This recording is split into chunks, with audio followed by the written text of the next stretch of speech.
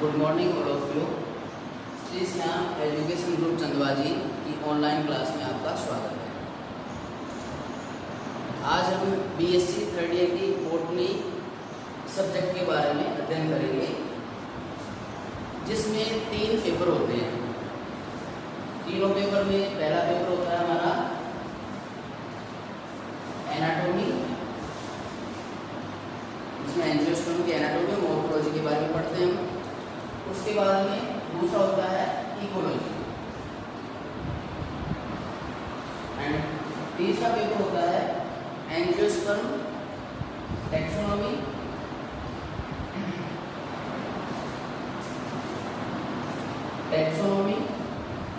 And embryology. ये 3 paper में पहला पेपर 33 नंबर का होता है, दूसरा पेपर 33 नंबर का होता है और तीसरा पेपर 34 नंबर का होता है। इस तरह से 3 पेपर होते हैं जो राजस्थान यूनिवर्सिटी करवाती है। और इसके अलावा फोर्थ है प्रैक्टिकल, जो 50 मार्क्स का प्रैक्टिकल होता है। आज हम एनाटॉमी, मॉर्फोलॉजी, एंजियोस्पर्म की वो पढ़ते हैं, जिसका पहला चैप्टर है पुष्पीय पादपों की एनाटॉमी। तो सबसे पहले हम एनाटॉमी पढ़ने से पहले एंजियोस्पर्म के बारे में कुछ बेसिक जानकारी देखना चाहेंगे कि आज हमारे आसपास जितने भी प्लांट हैं वो सारे एंजियोस्पर्म से बिलोंग करते हैं। एंजियोस्पर्म वो प्लांट जिसमें फ्लावर्स होते हैं। जैसे एक प्लांट है जिसमें रूट सिस्टम है, ये स्टेम सिस्टम है और ये इसका लीफ सिस्टम है। तो कंप्लीट प्लांट सिस्टम जिसमें प्रेजेंट होता है वो एंजियोस्पर्म में आते हैं, जो सीड कवर पाया जाता है इसमें। तो इस एंजियोस्पर्म के अंडर में हम प्लांट की मॉर्फोलॉजी के बारे में सबसे पहले स्टडी करेंगे। तो सबसे पहले प्लांट को कुछ भागों में क्लासिफाइड किया गया है, जिसमें हम पहला देखते हैं मूल तंत्र। पादपों में मूल तंत्र किस प्रकार के होते हैं। एक सामान्यतः प्लांट हम जब देखते हैं तो उसमें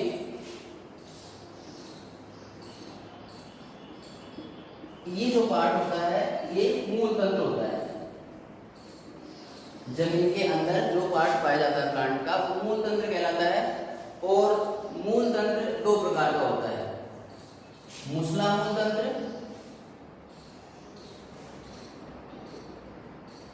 और दूसरा है रेशेदार मूल तंत्र।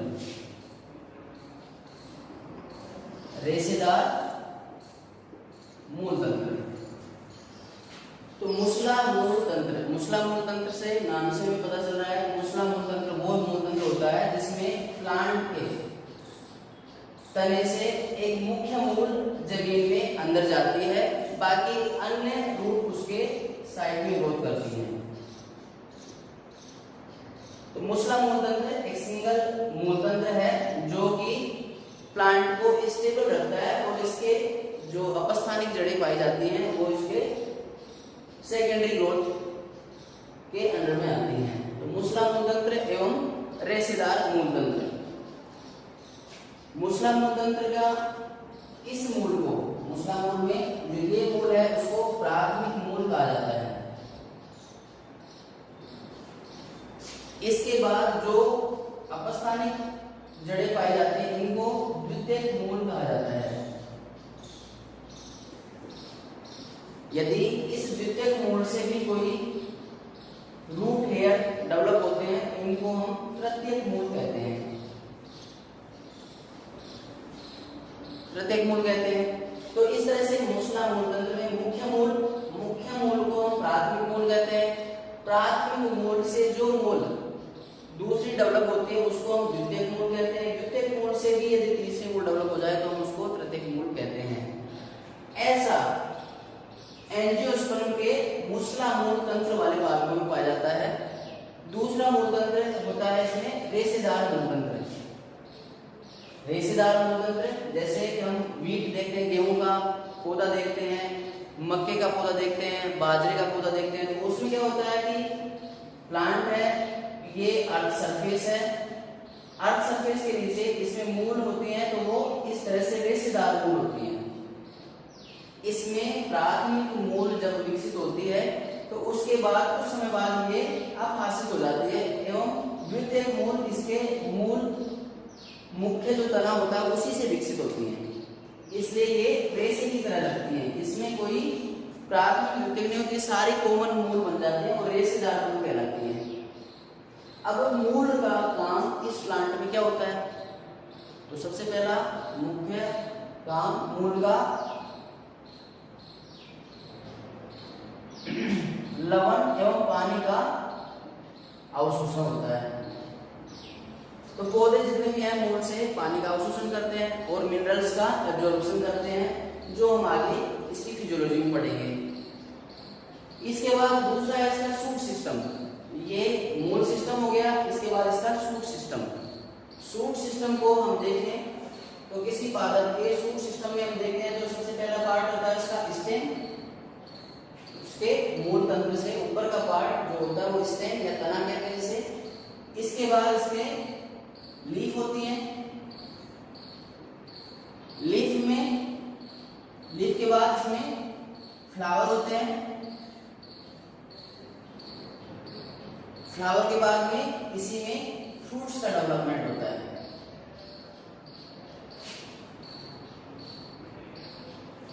तो इन सबको stem, leaf, flower and fruits, इन सबको हम स्टेम सिस्टम के अंदर में पढ़ते हैं।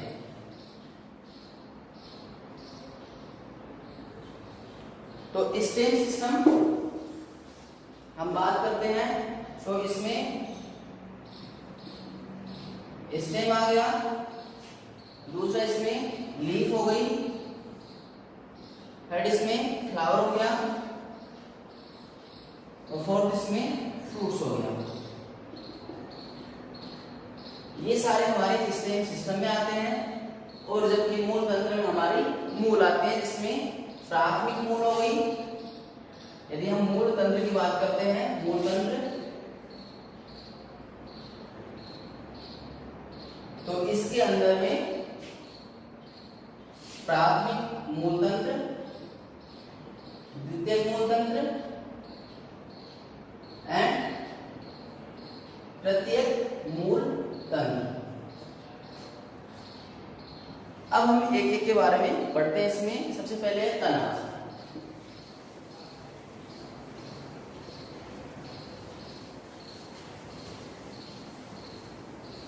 पौधे का जो तना होता है वो सबसे पहले क्या काम करता है, एक तो पौधे का बैलेंस बनाए रखता है। पौधे का बैलेंस बनाए रखता है, पौधे को विपरीत परिस्थितियों में स्टेबल रखता है।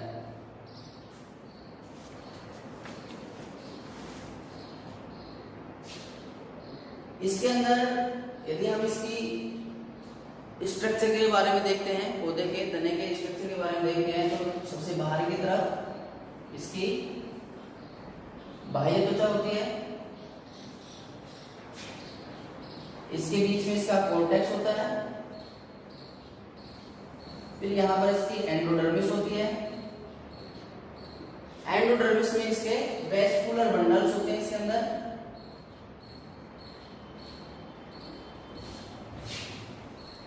वेस्कुलर बंडल्स होते हैं। वेस्कुलर बंडल में जाइलम एंड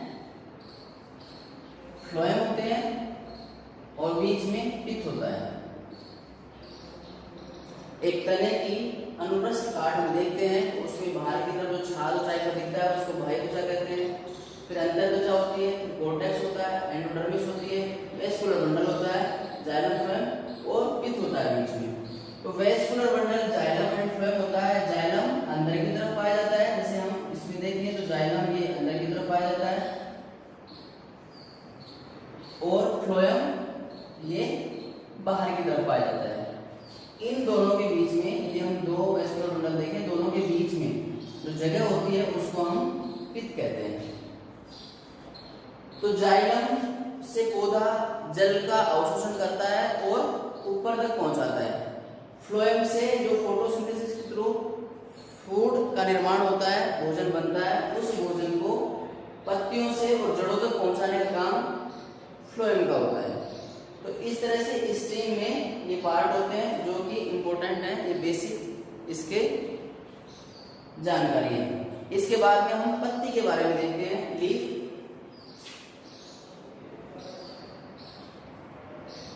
यदि हम लीफ के बारे में देखें तो ये बीच में एक इसकी सिरा होती है, इसमें बीच बीच में ये इस तरह से इसके एरोज होते हैं। और लीफ में हम देखते हैं क्लोरोफिल, ग्रीन कलर की होती हैं या अदर कलर की होती हैं। तो इसमें क्लोरोफिल कंटेंट होता है, क्लोरोप्लास्ट होता है जहां पर फोटोसिंथेसिस होती है।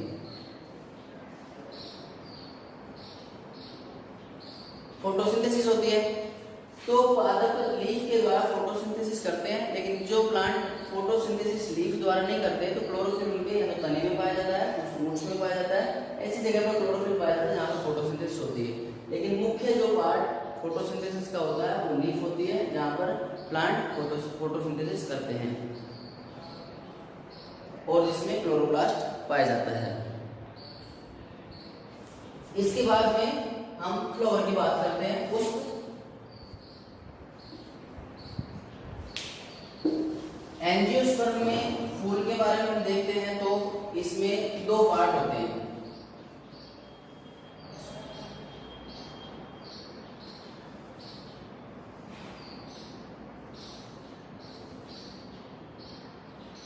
सबसे पहले जो बाहरी होता है बाह्य दल कहलाता है, बाह्य दल। इसके बाद दल, दल के अंदर एंथर या पुंकेसर, और ये स्त्रीकेसर।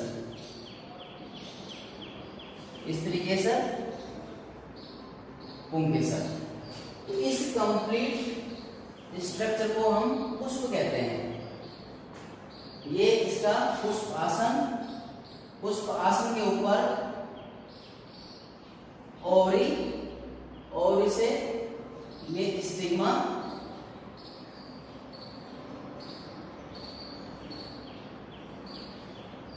इन दोनों को मिलाकर स्त्रीकेसर। स्त्रीकेसर ये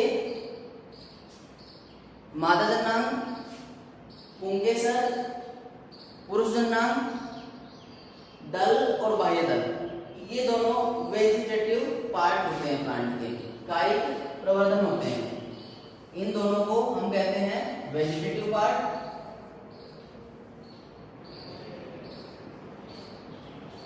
एवं स्त्रीकेसर एवं पुंकेसर दोनों को मिलाकर हम कहते हैं रिप्रोडक्टिव पार्ट।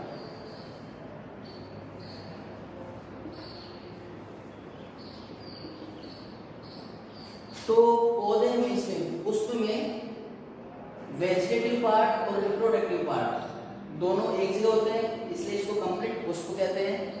लेकिन इन दो का रोल क्या होता है और इन दो का रोल क्या होता है वो देखते हैं। तो सबसे पहले बाह्य दल होते हैं। बाह्य दल हम जैसे गुड़हल का फूल लेते हैं तो बाह्य दल हरे कलर के दिखते हैं हमें।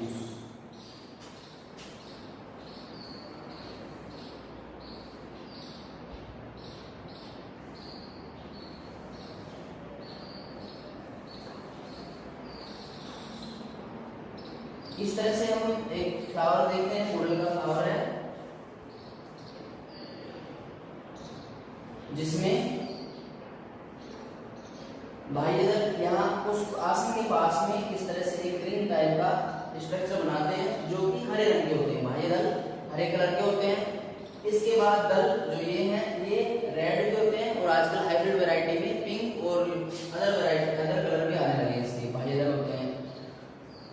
तो दल तो पुष्प आसन के अटैच रखते हैं, लेकिन बाह्य दल है जो अटैच रखते हैं। जो दल है वो कलरफुल होते हैं। कलरफुल इसलिए होते हैं ताकि इससे इंसेक्ट अट्रैक्ट हो पाए। अट्रैक्ट हो तो वो आगे पुंकेसर स्त्रीकेसर को टच कर पाए। तो इसका मतलब यदि कोई इंसेक्ट अट्रैक्ट होता है दल के कलर से तो वो पुष्प के ऊपर आके बैठेगा। पुष्प के ऊपर आके बैठेगा तो उसके जो पर होते हैं, पंख होते हैं या उसके पैर होते हैं, उससे पुंकेसर उसके कुमड़ उसके परागकण उसके टच हो जाते हैं। टच होने के बाद में यदि ये यहाँ पर आया हुआ इंसेक्ट किसी दूसरे फ्लावर पर जाता है तो वहाँ की इस तरीके से वो स्टिग्मा को टच करता है तो वहाँ पर वो अपने परागकण वहां छोड़ देता है, तो ये पोलिनेशन, इंसेक्ट पोलिनेशन कहलाता है।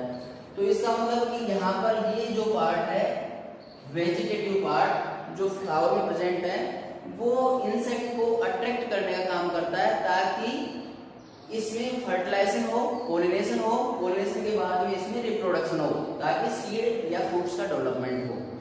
मतलब सीड एंड फ्रूट्स के डेवलपमेंट के लिए अट्रैक्शन का काम, जो फर्टिलाइजेशन पोलिनेशन के लिए जो जरूरी है इंसेक्ट के लिए, तो दल अट्रैक्शन का काम करते हैं। इसके बाद पुंकेसर है, जो कि इसको हम पुंकेसर में पुंकेसर पाए जाते हैं, परागकण डेवलप होते हैं, पराग स्फुटन जिसका परिपक्व होने के बाद स्फुटित होते हैं तो इसमें परागकण निकलते हैं, और ये परागकण यदि इसी पुष्प की स्टिग्मा पर आ जाते हैं तो इसे स्वयं परागण कहते हैं। यदि ये फ्लावर एक सिंगल फ्लावर है और इसके फ्लावर के पुंकेसर से निकले हुए परागकण इसी ही स्टिग्मा पर आ जाते हैं तो इसे हम स्वयं परागण कहते हैं। लेकिन यदि एक दूसरे प्लांट के फ्लावर के जो परागकण है वो यदि इस स्टिग्मा पर आते हैं तो हम इसे पर परागण कहते हैं। तो स्त्रीकेसर एंड पुंकेसर ये दोनों रिप्रोडक्टिव पार्ट हैं। पुंकेसर से परागकणों का निर्माण होता है, परागकण बनते हैं। स्त्रीकेसर में दो पार्ट है, स्टिग्मा और ओवरी। ओवरी के अंदर अंडाणु का निर्माण होता है। अंडाणु का निर्माण होता है। आपने पिछली क्लासों में पढ़ा होगा कि यदि हम ओवरी का स्ट्रक्चर देखें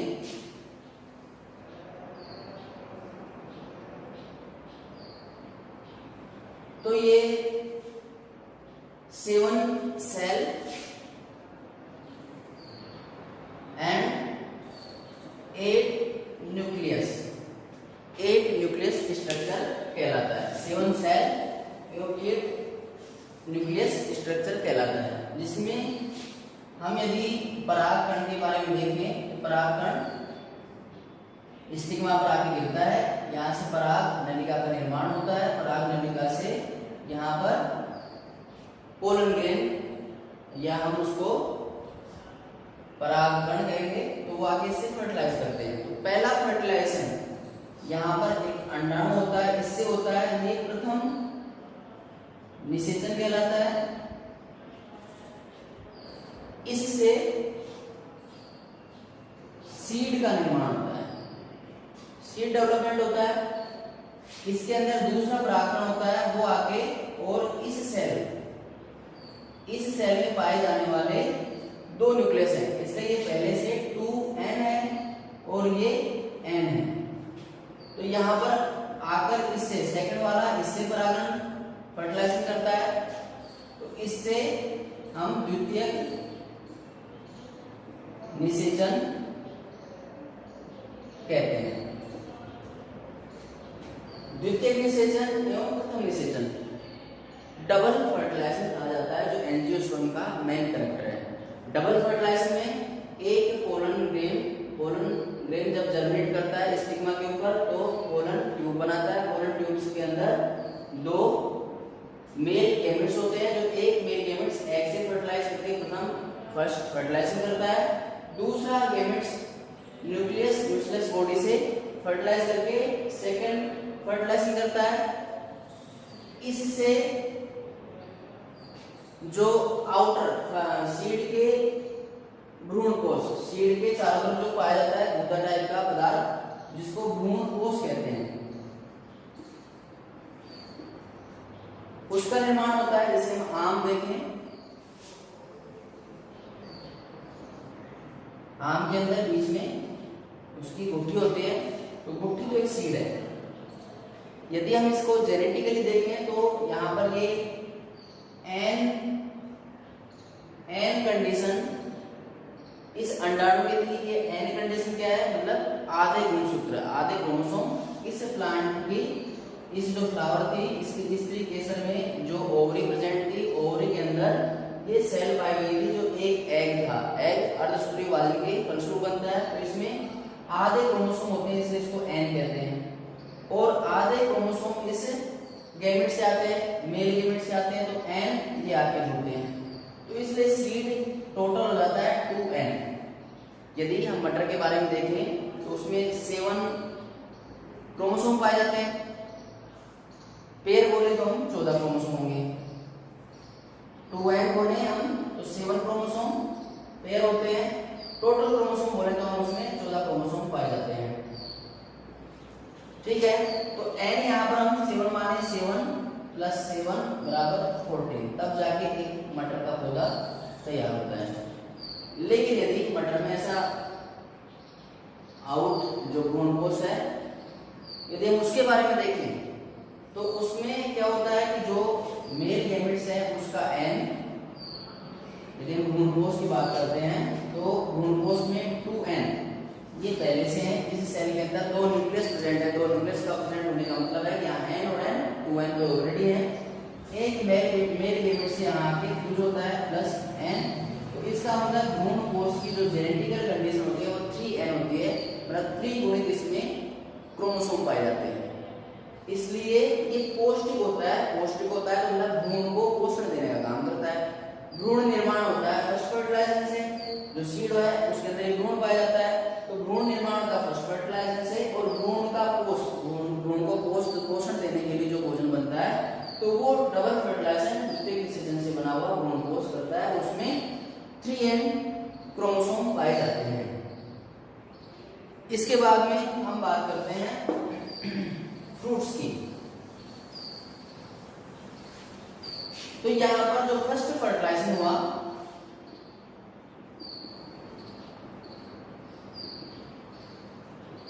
उससे बना सीड। सेकेंड फर्टिलाइजेशन हुआ यहां पर, इससे सेकेंड फर्टिलाइजेशन हुआ तो यहां पर हुआ ये सेकेंड फर्टिलाइजेशन,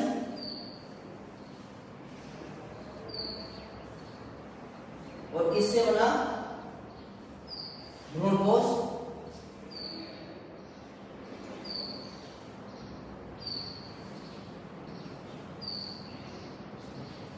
एंडोस्पर्म,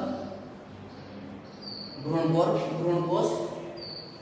तो यहां पर देखते हैं कि यदि हम इसकी बात करते हैं तो हम इसको सीड कहते हैं, यदि हम दोनों की बात करते हैं तो हम इसको फ्रूट कहते हैं। फ्रूट मतलब फ्रूट क्या है, फर्स्ट फर्टिलाइजेशन सेकंड फर्टिलाइजेशन जब कंप्लीट हो जाते हैं तो फर्स्ट फर्टिलाइजेशन से जो सीड बनता है, भ्रूण बनता है, एम्ब्रियो बनता है और ये एंडोस्पर्म बनता है, दोनों को मिलाकर जो बनता है वो फ्रूट कहलाता है। हमने एग्जांपल लिया था आम का, तो आम में जो गुठली है वो सीड है, और ये है एंडोस्पर्म जो इसका गूदा है, पल्प है, वो इसका एंडोस्पर्म है, भ्रूणकोश है, और ये दोनों मिलके हम इसको आम कहते हैं, वो आम का फल तैयार हो जाता है। तो इस तरह से ये बेसिक जो जानकारी है एंजियोस्पर्म में, ये एक प्लांट है। प्लांट में रूट हो सकती है, रूट 2 प्रकार की होती है, एक मूसला मूल होती है और एक रेशेदार मूल होती है, पहला। उसके बाद में इसका ऊपर का भाग आता है जिसको हम स्टेम तनातंत्र बोलते हैं, इसमें तना होता है, लीफ होती है, ये दोनों में सेम होता है, ये तना हो गया, लीफ हो गई, पत्ती, उसके बाद पुष्प, और पुष्प से फल, और फल के अंदर जो बीज है वो निर्माण होता है। एंजियोस्पर्म में बीज का निर्माण होना ही उनका बहुत बड़ा कारण है कि आज के समय में इस पूरी पृथ्वी पर जितने एंजियोस्पर्म हैं और अन्य पादप कम हैं इनकी अपेक्षा।